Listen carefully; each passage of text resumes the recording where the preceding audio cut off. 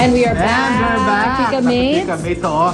Pero ay, kanina na pag-usapan natin yung Canada. Birthday pala ng pamangkin ko na nasa Canada, si Joel Santiago. Happy birthday, Joel, sa Mississauga, Ontario, Canada. Mississauga. Yeah. I like that sound of that word, Mississauga. Ilang araw na rin lang ang balita or laman ng mga balita hindi umano yung pagpunta ni Chris Aquino sa bahay ng isang fan ng kanyang asawa na si James Yap sa Valle Verde. Ano nga ba ang katotohanan sa pinakabagong intrigang ito sa buhay ni Chris? Heto at ating busisiin. Chris Aquino at James Yap pansamantala munang maghihiwalay dahil sa problema.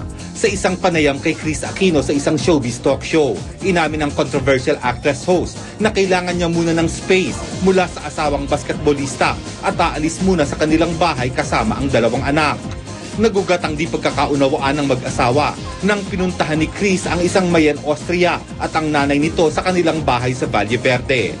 Si Mayen, isang basketball fan, ay di umano'y laging tumatawag, nagte-text at nagpapadala pa ng mga regalo kay James na ikinagagalit ni Chris. Inamin ni Chris na nagpunta siya sa bahay ng mga Austria na malapit lang naman sa kanyang tinitirhan, pero itinanggi niyang pinagsisigawan niya ang mga ito at ininsulto. Sa nasabing panayam ay humingi rin ng tawad si Chris sa nanay ni Mayen na nadamay sa kanilang problema. Kinlaro ni Chris na hindi pa final ang kanilang paghihiwalay at umaasa siyang maayos pa rin ang problema nila ni James.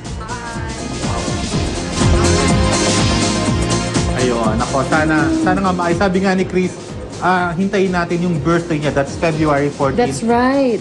Sa birthday niya, malalaman natin kung ano ba ang magiging decision nila ni James. Pero sinasabi nga niya hanggang ngayon, mahal pa rin niya si James.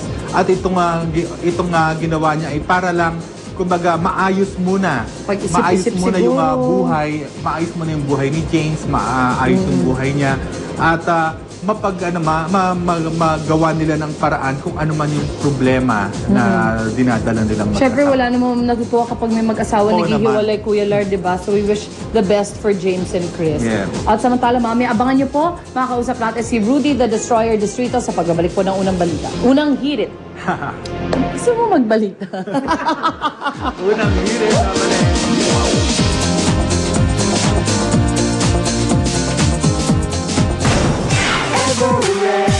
Mga kapuso, ready na ba kayo? Kasi kami always ready. Kaya nandito tayo sa Maypaho Market upang mamigay ng mga papremyo mula sa #1 batteries and flashlights, ang Ever Ready! Maghahanap tayo ng 3 winners dito sa Maypaho Public Market na may maganda at bongga ring display ng Ever Ready batteries and flashlights. Ang criteria lang natin, dapat kompleto at maganda ang display nila. Meron silang Ever Ready General Purpose Blue, Heavy Duty Red, Super Heavy Duty Black. Bonus points na rin kung meron silang Ever Ready Gold Alkali and Ever Ready Flashlights. Maganda na rin kung meron silang mga Ever Ready racks, streamers at mga posters. Let's go, Ever Ready team! Let's go!